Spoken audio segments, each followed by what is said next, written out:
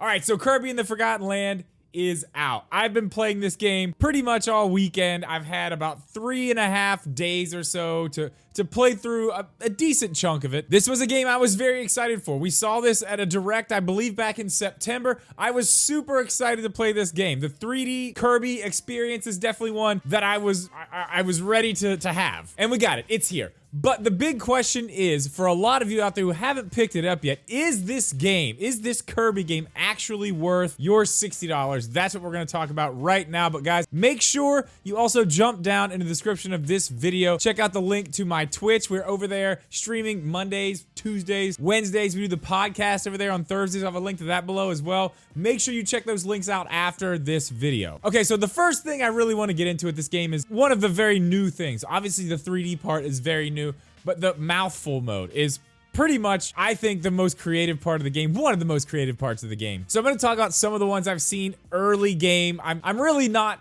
too far into the game, so there's stuff that I still haven't seen. There's levels I haven't got to yet. So some of the cool ones that I've seen, obviously we saw in the demo. The car, that's a really cool one. The vending machine, the cone, we saw those in the demo. Now a few more I'll tell you guys about. Again, these are in the early levels, so they're not huge spoilers, and I think some of them were actually in the trailers too. But at one point you become a glider and you can fly, and you kind of fly through rings, and that one's really cool. You become a water balloon, pretty much. That one's pretty cool. You kind of shoot water out and walk around like a big water balloon. It's pretty funny, honestly. There's another one where you can become an air gun. You guys ever have those air guns where you like pull the bag inside back and the elastic like shoots out a ball of air? So you pretty much become one of those, but you can power a boat with it. You can turn on fans with it and stuff. It's very cool. I think the mouthful mode is done really well. I think it's very creative, along with, I mean, honestly, just the level designs themselves, the platforming, the little tiny puzzles. Nothing in this game is really all that hard,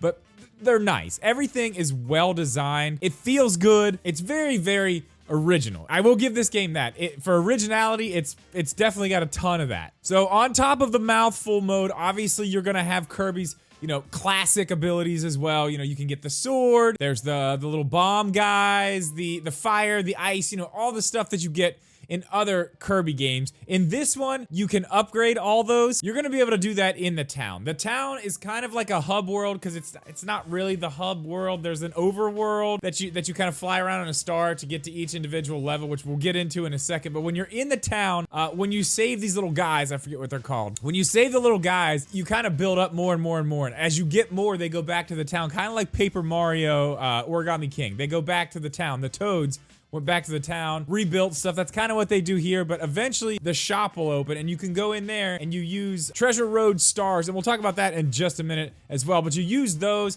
and all the coins and stuff that you get along the way to upgrade your abilities. So the shop has all the abilities kind of laid out, you know, one after another, and you could go there in between levels if you want and go pick out whatever ability you want to take back into the level with you. As I said, you can upgrade those. I think I have about 4 upgraded right now, but you find the blueprints for the upgrades out in the level. So that's kind of like what you're solving the puzzle for, is extra little guys to save or finding blueprints or extra things like that. But when you find them, you take them back there. And if you have the stars and the money, you can upgrade the abilities. Now, the stars I'm talking about, as I said, come from the Treasure Road level. So these are completely different things. They're kind of timed, but each one has to do with an ability that you get somewhere around that level. They give you a time limit and you have to go use your ability and get through this level. They have a time goal, you know, it's usually 30 seconds or a minute or whatever it is. And then these things have varying levels. There's 1 stars, there's 2 stars, there's 3 stars, you know, so on. So the more stars, the harder they are, but you get the stars in these levels that you use to pay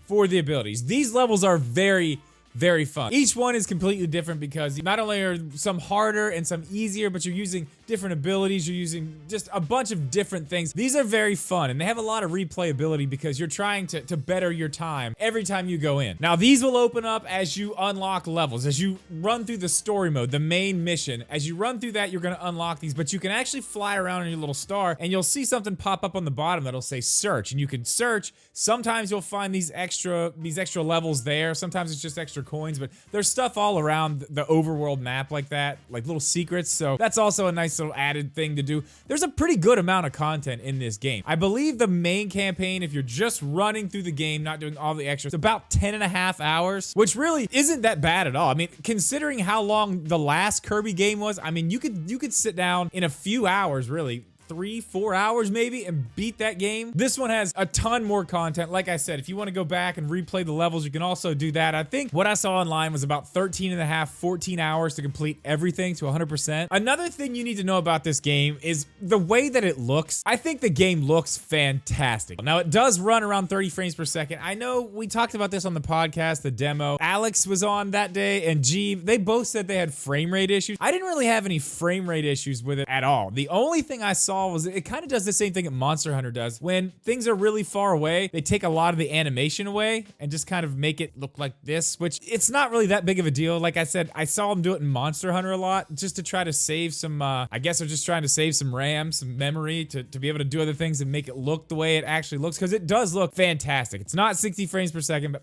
other than that, I didn't really see any frame rate issues. But yeah, back in the background, you can tell the frame rates that they've turned down, and it's by design, but it looks really good. I will say this about the game. Overall, it's pretty easy. This is no Dark Souls Kirby, that's for sure. It's fairly easy, but honestly, playing the game, seeing just how much fun I'm having with this, I don't really care that it's easy. It's really enjoyable, honestly. And I will say that the first two areas, the one that you do in the demo is the first area, basically. There's a little bit more that you open up, some more cutscenes, but it's basically the first area. The second one, about the same as far as difficulty.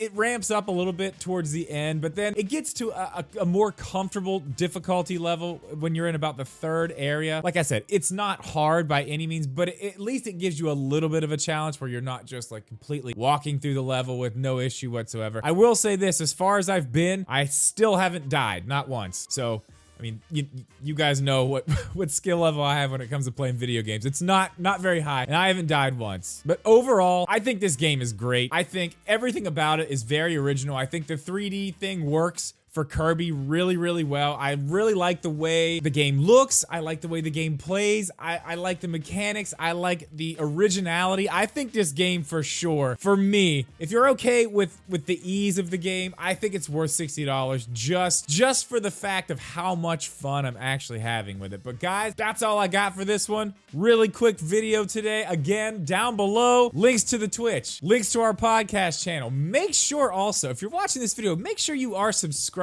down there, because I know a lot of people watch my videos, think they may be subscribed, they're actually not, but the button is right down there. Please go ahead and click that if you'd like to see more videos like this and other cool things to come. But again, that's it. As always, guys, thank you so much for watching this video. Please leave a like. Make sure you are subscribed. Make sure you are. We'll see you in the next one.